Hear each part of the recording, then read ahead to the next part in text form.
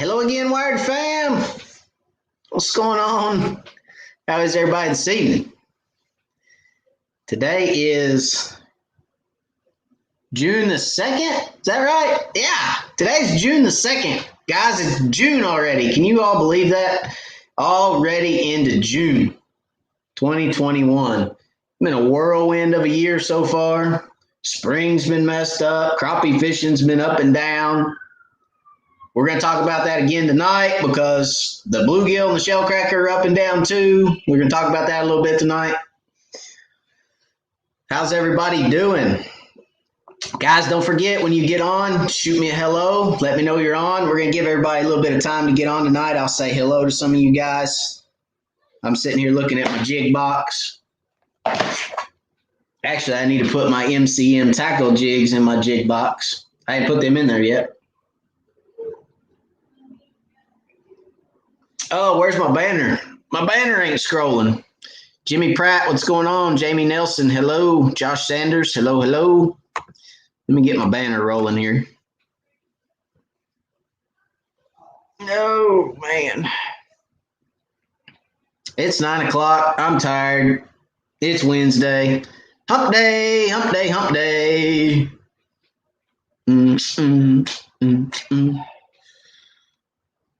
I'm a little delusional at the moment because I'm tired. That's just the way it is. All right, who else we got?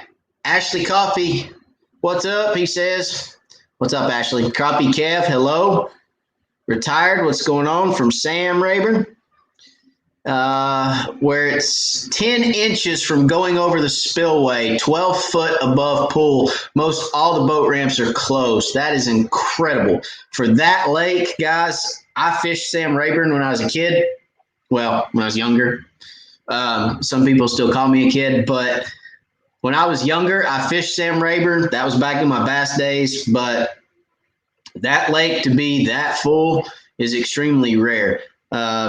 From what I remember. Now, that is incredible because 12 foot above summer pool, you guys have got like plagued with rain over the last week or so, 2 weeks, right? Like it's just done nothing but rain. I've seen posts on Facebook from down your way, Retired, that are just like, I'm tired of this rain. Stop raining. So I've seen it. Larry Merrick, what's going on? Larry, I saw a post from you earlier, buddy, and I want to talk about it tonight. So Larry, if you don't mind, once we get done with hellos, go ahead and drop that same comment or question in this live tonight, and let's talk about that a little bit, Larry, because I saw it and I didn't have time to sit down, Larry, and type all the stuff that I wanted to for your post on Crappie Fishing Fools. But if you don't care, please, Larry, put it in the comments so that we can talk about it, okay? Heidi Clark from Idaho. What's going on, Heidi? Heath McDaniel, good evening. Robert Love, hello. John Maddox, what's up? From Lake Palestine. What's up, John? Joseph Thaxton from Macon, Georgia. Hello, hello. Rusty Prophet, Mr. ACC Big Crappie Bash winner himself. What's going on, Rusty? Robert Johnson from Southeast Arkansas. What's going on, Robert? You got Johnny Coots. Hello, Johnny. Stephen. Hello, hello. From Holly Springs, North Carolina. Got Sid Lewis from Madison, Mississippi. What's going on, Sid? Larry McBride. Howdy from Bull Shoals Lake. 28 feet plus over normal and still on the rise. Yeah. Bull Shoals Lake, that's out in that area where you guys just got plagued with rain. And, I mean, the rain out there has just been just nonstop from what I understand. So I can imagine that water's up. I can't imagine the fishing's any good. There is times when it's just like stay home, okay? There are times when I'm real bad about telling people you can catch fish anytime, anywhere, but there are times when you just won't catch fish. 28 foot above summer pool is probably going to be one of those times. William C. from Lake Palestine, what's going on? Larry said, will do. Thank you, Larry. Todd Bell from Hillsborough, Tennessee. What's going on, Todd?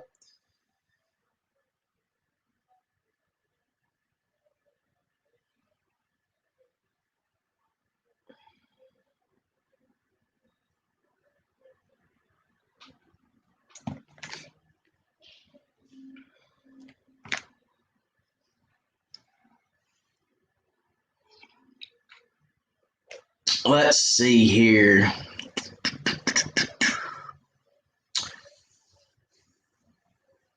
Heidi wants to know how Laura's doing. I hadn't seen Laura on yet, but I'm assuming she's probably around there somewhere. Would be my guess. Sid Lewis. Talking to William. Todd Bell. Said hello to Sid as well. How many we got on? 34?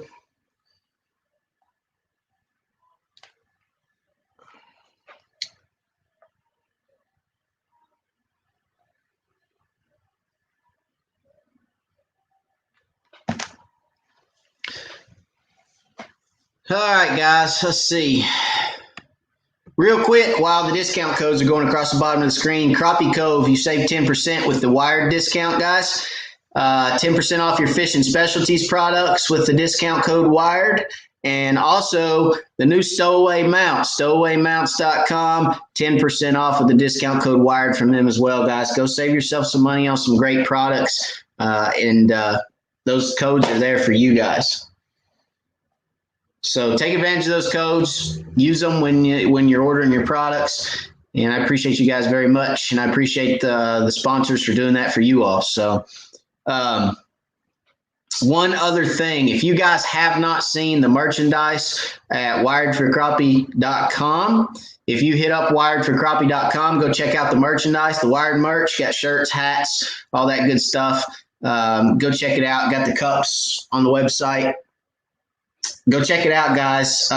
Starting tomorrow, we will be running a 10% discount there as well with the discount code WIRED. So for those that are watching tonight, there'll be a 10% discount on wired merch at wiredforcrappie.com starting tomorrow. So if you're interested in getting some merchandise, some Wired for Crappie merchandise, if you're wired like I am, then go check that out, and you can save yourself a little bit of money on the merchandise too. Okay.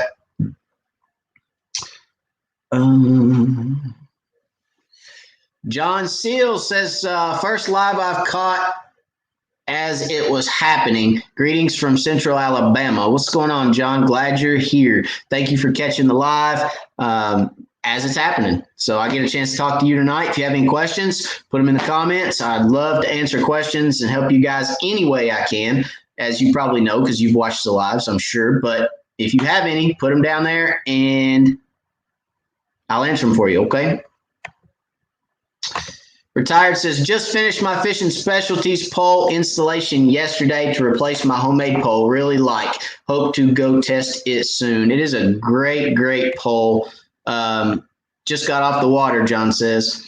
It is a great, great pole, Retired. It really is. The ease of stow and deploy, the lightweight of the pole, how lightweight it is, and then just the usability of it. The usability of the fish and specialties pole is second to none, in my opinion. I mean, you've got other poles out there, but as far as simplicity, price point, usability, and stow and deploy, I don't think you can beat the fish and specialties pole. It's just there's something to be said about simplistic tools that work. You know what I mean?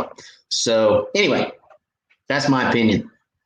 You guys know all that. I've talked about that a bunch of times. So William C. says, smash that like button, guys. Yeah, if you don't care, smash that like button. That always helps me out. That helps everybody know that it's great content. It's good stuff going on here at Wired for Crappie. And then it also, it helps YouTube understand that what we're doing, people are liking, so they can share it to other people. So smash that thumbs up if y'all don't care. Appreciate it, William, for reminding everybody.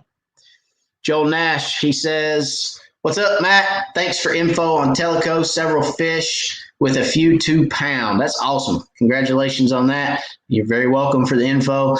I don't give that out to just anybody, Joel, so you're special, buddy. No, I'm just kidding. I do most of the time give it out to people, but you guys know me. I like to help.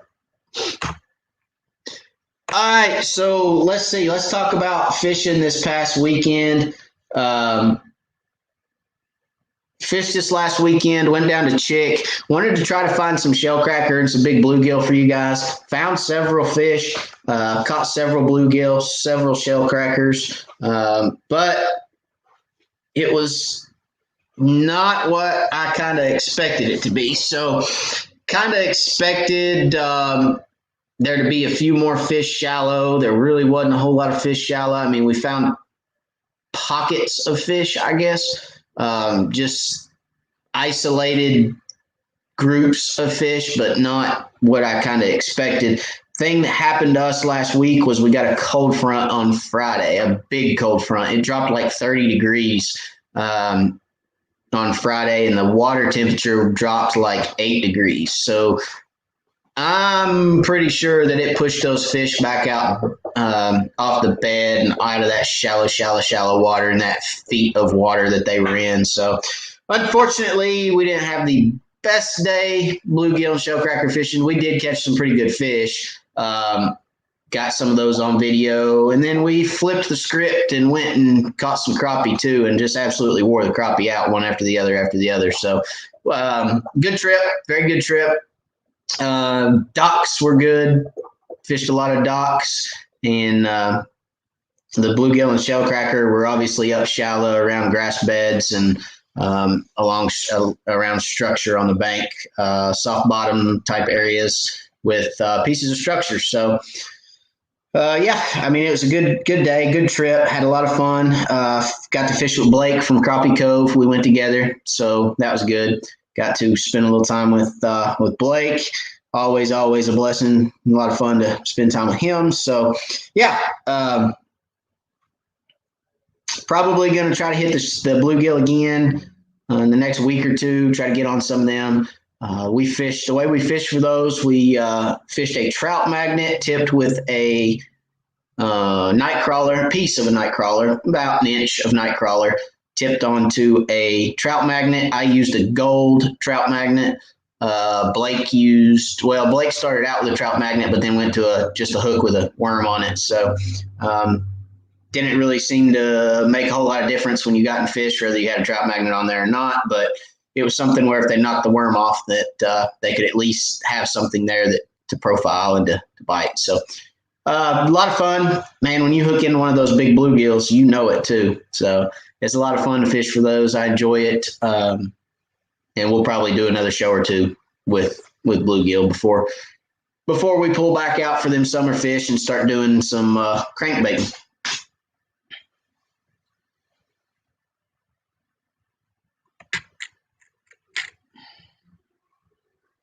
Todd Pell, hey Matt, will the class this weekend be just on live scope or on all graphs, side imaging, down imaging, and maps? All right, very good question. So let's talk about the class, the Crappie Academy at Crappie Cove this Sunday. So this Sunday, Crappie Academy at Crappie Cove. If you have not registered for that, you can go to Crappie Cove's website, www.crappiecove.com, and you can register for that to participate in that Crappie Academy. So Crappie Academy is on electronics, okay, and it will not be live scope. Live scope will be covered, but it will be covered last. So we will start out with side imaging, down imaging, all graphs, hummingbirds, Garmins, Lowrances, pretty much all graphs. I mean, the principles and the lingo that we're going to talk about in the class are going to apply to all graphs, not just one specific brand, okay? So I'm trying to keep it brand neutral. All right, I am a Lowrance guy on the dash. That's just how I am. That's just what I see best. But I've had them all. I've had hummingbirds, and I've had Garmins, and I've had Lowrances. So we're going to try to keep it graph neutral. All right, and we will touch on live scope a little at the end. I know there's a lot of guys in the class that have live scope and will want to talk a little bit about live scope, so we will talk about it, but it will not consume the class, okay? So if you have not registered for that and you want to register for that, again, that's this coming Sunday at Crappie Cove. You can get online, look that up. All the pricing and everything's on there, times and all that good stuff's on there. So you can look that up on their website. Okay.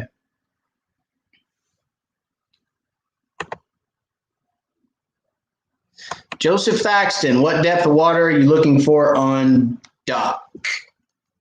It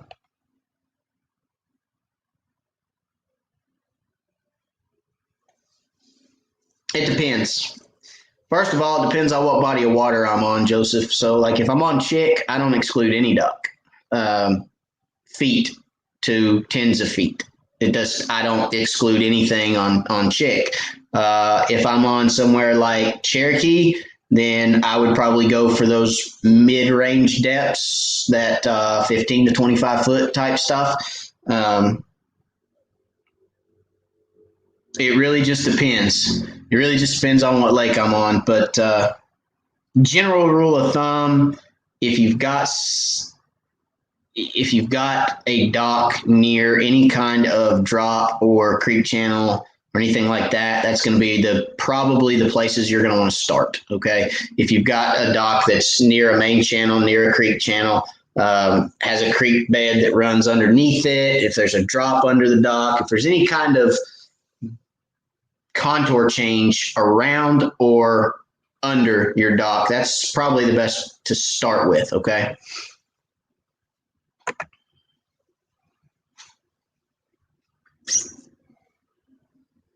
All right, so here's Larry's question from Crappie Fishing Fools that I saw earlier. He said, change to Fluger President also with 4-pound K9 Fluoro. Fish fine in the mornings. Line got behind the spool twice in the afternoon. I always close the bell before I crank. What, did I miss one?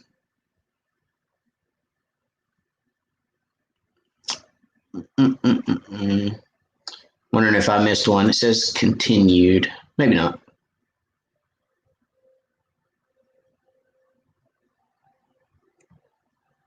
I don't see another one, Larry. All right. So basically, Larry's question was, he's getting line that gets behind or under the spool, okay, late in the day after fishing. So after fishing for a while, and I don't have a rod in here, really.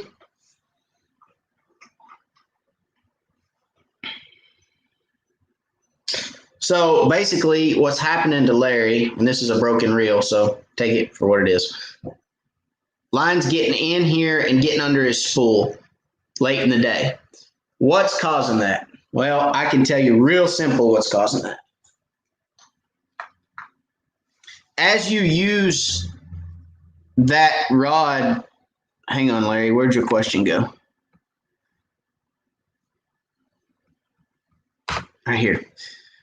All right, 4-pound K9 Fluoro. So as you use that, Larry, what's happening is that line is getting twisted. You're getting line twist because the way a spinning reel works, obviously it's twisting and it's creating line twist. And throughout the day, it creates twist, twist, twist, twist, just keeps twisting, twisting, twisting, twisting. And what happens is when you make that cast, you almost get, I don't want to call it a backlash, but that's kind of the thought that you should think of when you make that cast with a spinning reel. It's almost backlashing back because it's got that twist. Okay, you've got line twist in your line. It's gonna happen. It's just a thing of nature. All right, because that spinning reel is spinning as it's putting that line back on. Every single time you make a cast, it's twisting the line, twisting the line, twisting the line.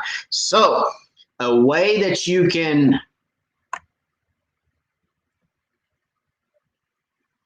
Larry Merrick, thank you, buddy, for the super chat. I appreciate it. Johnny Coots, thank you for the super chat, buddy. Guys, if you do not know what a super chat is, that is a chance for you guys to give back to this channel, to keep me on the water, making great content for you guys. It's a blessing to me. It's a blessing to this channel, and I appreciate each and every super chat that comes in. If you don't know how to give a super chat, right down below your comment section, there's a little dollar symbol. You click on that. It lets you put a little comment in there. If you've got something you want me to stop right then and see, you can put it in a super chat. When it comes up on my screen, it highlights it for me and blinks and tells me, stop, look at this. You got a super chat. It's important. So if you guys have something, you can always put it in a super chat and it'll stop me dead in my tracks. Okay. But Johnny, thank you very much. Larry, thank you very much for the super chats, guys. I appreciate it. All right. So a way that you can get out of that, Larry, a way that you can prevent that from happening. is every time I move spots, well, not every time, but almost every time I move spots, I want to make, so let's say I'm coming into a spot, I idle over it. I'm say, yeah, I want to fish here. I've still got the motor in gear.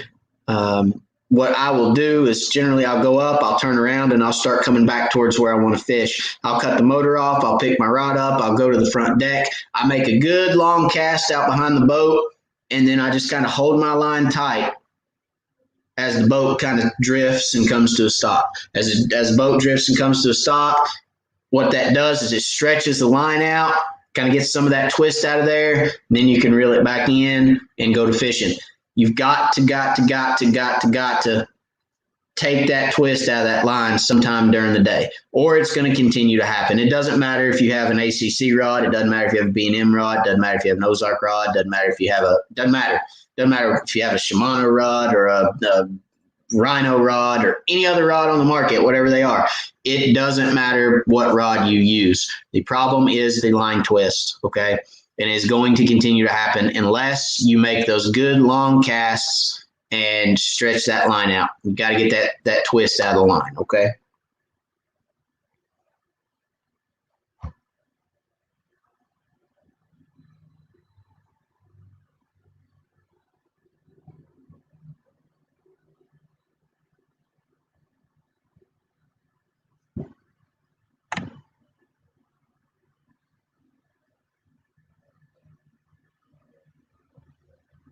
William C., what's your go-to spool size for bluegills? I use the same setup for bluegill that I use for crappie. I use a Fluger Tri-On size 25. Now, I did go to a 2-pound test, and I did go to it's the trout magnet, crappie magnet SOS line. The 2-pound test Fluoro is what I went with Saturday. So I did change lines because I'm fishing with a float, so I'm watching the float, not the line. But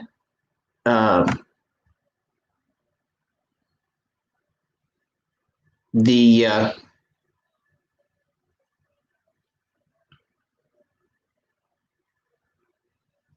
spool size is the same.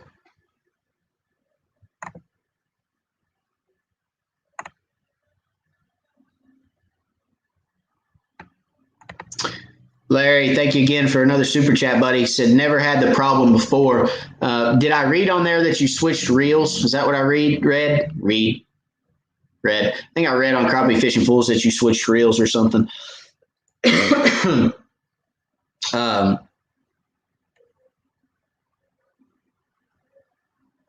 Have you always used the K9 line, Larry? Or is that something new too?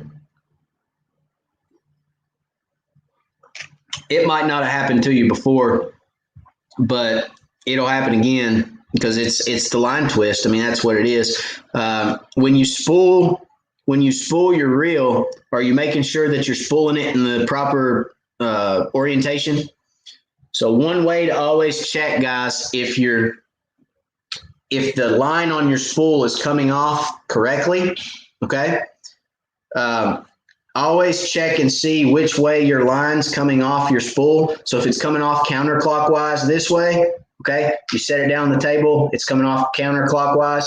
You always want to take your reel, okay, on your rod, turn it upside down and point it at your spool and spin it. So you'll spin it like this and make sure that with it upside down, it's going the same way as your line is, okay, off of your spool. So you want your reel when it's upside down to spin when you turn the handle the same direction this comes off the spool. That'll spool your line on there properly. It'll match. It matches the memory that already is in the line on the spool. That makes sense? Try that too, Larry.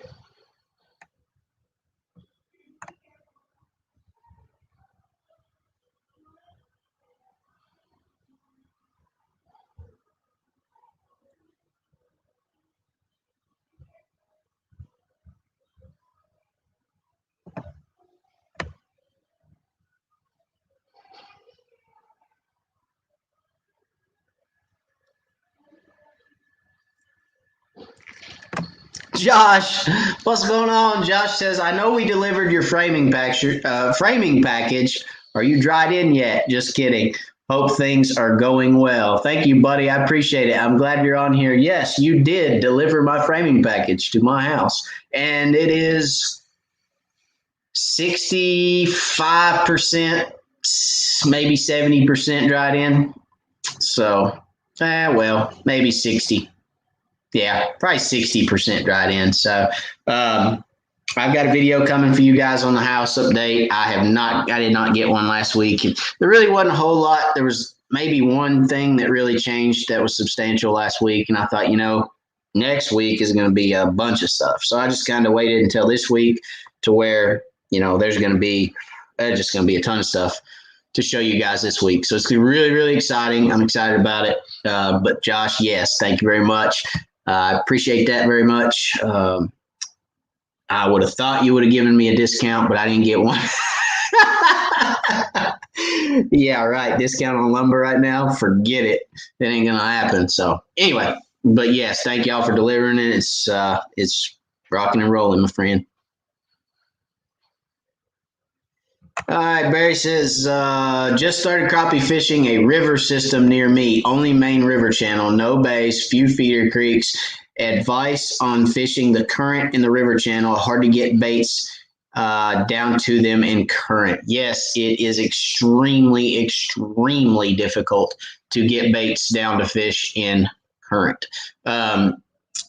If you're fishing thick stuff, it's almost impossible because you really need to be able to pitch above the structure and let it float back to the fish. But a lot of times the fish are going to be on the down current side of the structure in the eddy behind the structure, right?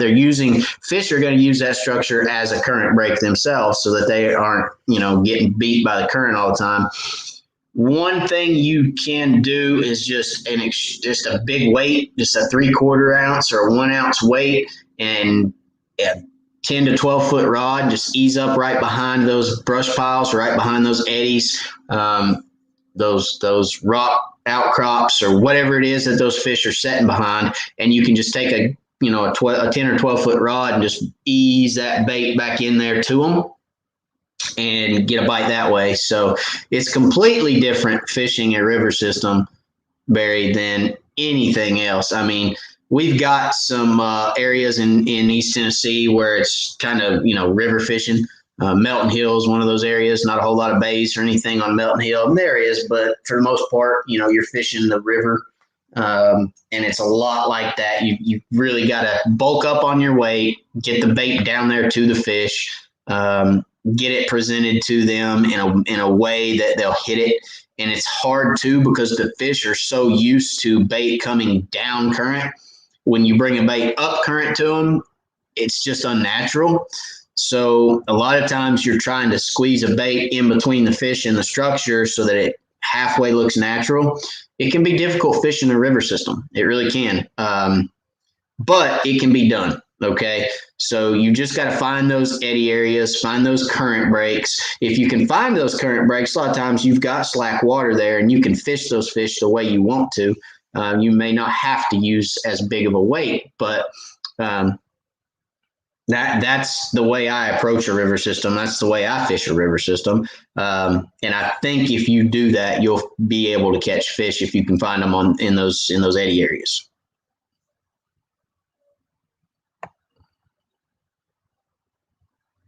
Yep, Cumberland River. Okay. It's the Cumberland River outside Clarksville, Tennessee, which is also technically Lake Barkley. We just don't have any bays in my stretch of the lake. So there you go. That's without a doubt, that's the way I would fish it. I mean, I would approach it with longer rods, heavier weight, just find those fish in eddy areas and current breaks behind structure and drop right down in and as close as you can get to them without, spooking them, obviously. That would be the way I'd approach that. Okay. And if you can find a big enough eddy area, if you can find a big enough eddy, you can sit off of it and cast to it. If you find an eddy that's breaking the current enough, then you can sit out in front of it and cast into it. and work a jig back through it because it's breaking the current. Your bait's not running downstream like it would be if there was current there. So just kind of have to approach every spot different. You can't approach, like we're blessed here because we've got brush piles and open water that we can approach the same way every time we move. I mean, every time I move, okay, I'm going to sit on the downwind side. I'm going to cast here. And then I go the next one, downwind side, cast here. I mean, you guys have to really analyze every single spot when you get to it. How much current do you have? How big of an eddy do you have? Where are the fish set up? Are they tight to the structure? Are they pulled off at several feet? You just really have to kind of overanalyze every spot, unfortunately. So.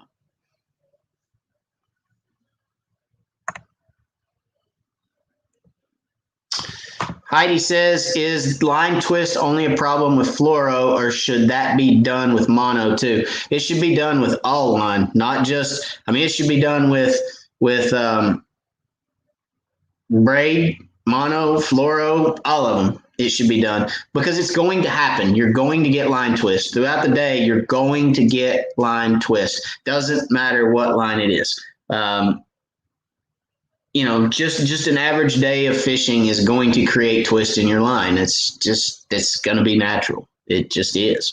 So, I had Chris up here, I don't know, whenever the last time he came up here and fished was with me. And he was talking about braid. He doesn't like using braid because it ends up getting twisted around the end of his rod because after fishing with it so long, you get line twist. You have to be cognizant of it. You have to understand that it's going to happen, and you have to, stretch those lines out, stretch that line out, make sure. And Larry, also, if you're getting real bad line twist and it's backing up in your spool, change your spool. Go home, take the line off, redo it. With fluoro, it's going to cost you a little bit more money with fluoro. But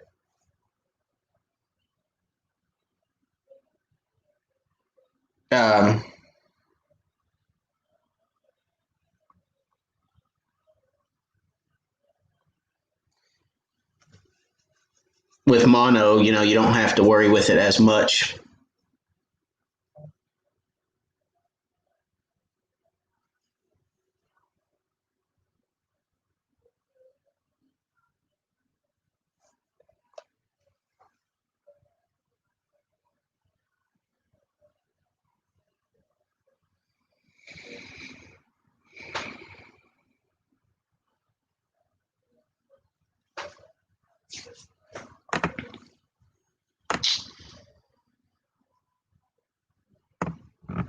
Jamie Nelson said, great tip on spooling. Thank you, buddy. Retired. Hey, Matt. So you use a lithium battery to provide more than 12 volts with your live scope? Yes. I use an Amped Outdoors battery. I use a 30 amp hour from Amped Outdoors. And yes, when I get to the lake, I'm anywhere between 13.2 and 13.5 on my voltage. And I can fish an 8-hour day and still be in the 13s. So or at least 12.8 or above. I've seen it get down to 12.8, but my battery's getting old too. So, yeah, I use an Amped Outdoor 30 amp hour lithium. Yep. Barry said, thanks. You're welcome, Barry. Muddy Feet TV says, hey, man, never tried fishing a river for crappie. Hey, fishing rivers for crappie is a lot of fun. And, here in East Tennessee, we actually, so the upper ends of our lake are more like rivers. Obviously, well, they're not more like rivers. They are rivers. And you get some bays and some creeks and tributaries off that, but we do have quite a few river type areas that, are really fun to fish and can be very, very, very productive. Because a lot of guys don't fish those areas. They stay in the main lake. So you can kind of I got the hiccups. You can get in some of those areas and really catch a lot of fish and quality fish too, a lot of times. So it's a lot of fun. And learning to fish current is a double-edged sword. Learning to fish current is fun, but it's also extremely frustrating because you've really got to hone your technique with how to present that bait to fish so that it looks natural and that they see it. Okay. So you've got to kind of understand that if you drop an 1/8 ounce jig straight down in front of the boat and you've got, 20,000 CFM or 30,000 or sometimes East Tennessee, 60,000. But if you've got a good current coming down the river, okay, where you drop that jig, depending on how far you drop it, if you drop it 15 feet, it may be 3 feet back from where your rod tip is or 4 feet back towards you from where your rod tip is. So learning to fish a river can have its challenges, but it's a lot of fun. It really is. I enjoy fishing current when I get the opportunity to.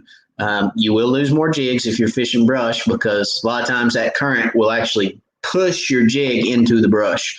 What it does is, again, that brush creates an eddy. So when that jig comes down and the current's pushing it, it pushes it down through that eddy and it pushes it right down in the brush, and you get hung more. But a lot of fun. If you can find fish, generally, if you can find fish and you're on a good school of fish, when that current pushes that jig through that eddy, when it starts it down into that eddy, that fish will run out and hit it because he'll see it get pushed down into that eddy area where they're sitting, and he'll come up and he'll hit it. So generally, that's when you know to listen.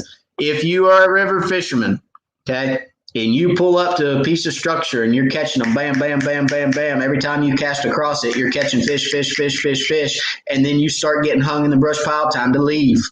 Time to leave, guys, because that's that bait getting pushed into that eddy. And every time it gets pushed into that eddy area around the structure, they're coming out and hitting it. When they stop coming out and hitting it and you start getting hung, it's time to leave. So there's your tip of the night, okay, for the river fisherman.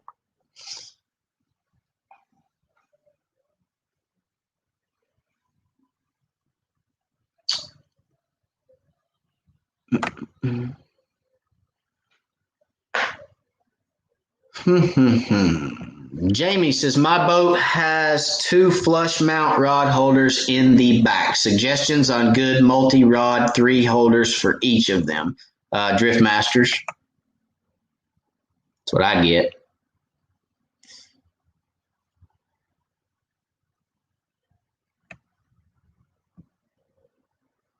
Bronk Smith says, hello all, first time watcher.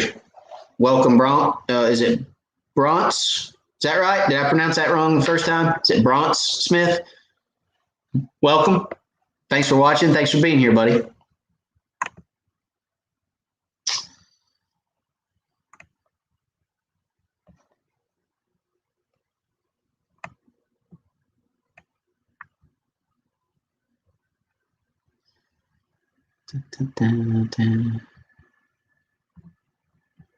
Muddy Feet says, awesome. We'll have to try it sometime. Yeah, it's a lot of fun. It really is. I mean, like I said, I thoroughly enjoy it.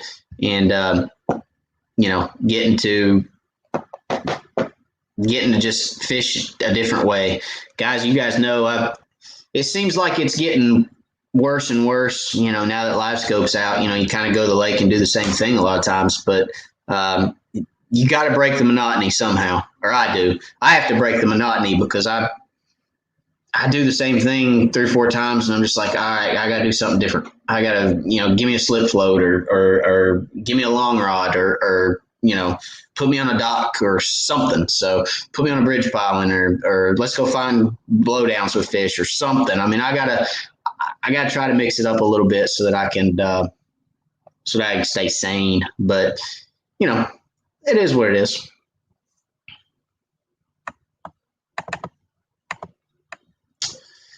All right, guys. So it looks like I've got to the end of my rope. I've pretty much talked about everything I was wanting to get in tonight. Don't forget the Crappie Academy this weekend. If you want to register for that, crappiecove.com. You can go register for that anytime.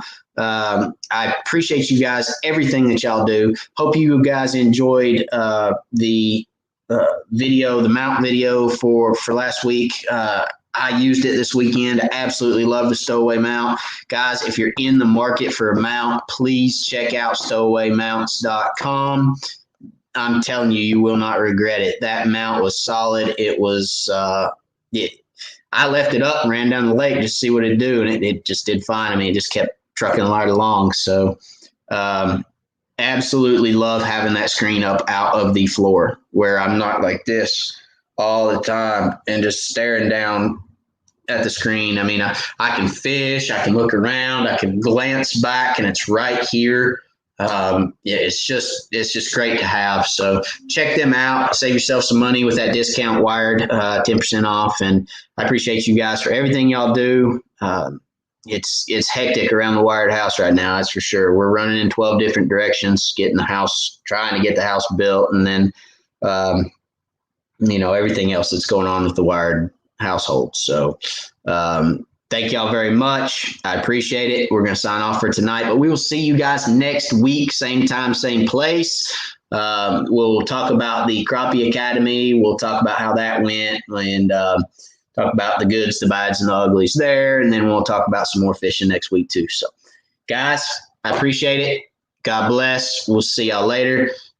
And if y'all have any questions outside of what I've answered tonight, you can always hit me up at info@wiredforcrappie.com. That's my email, info@wiredforcrappie.com. So appreciate it, guys. Y'all have a good one. God bless. We'll see you later.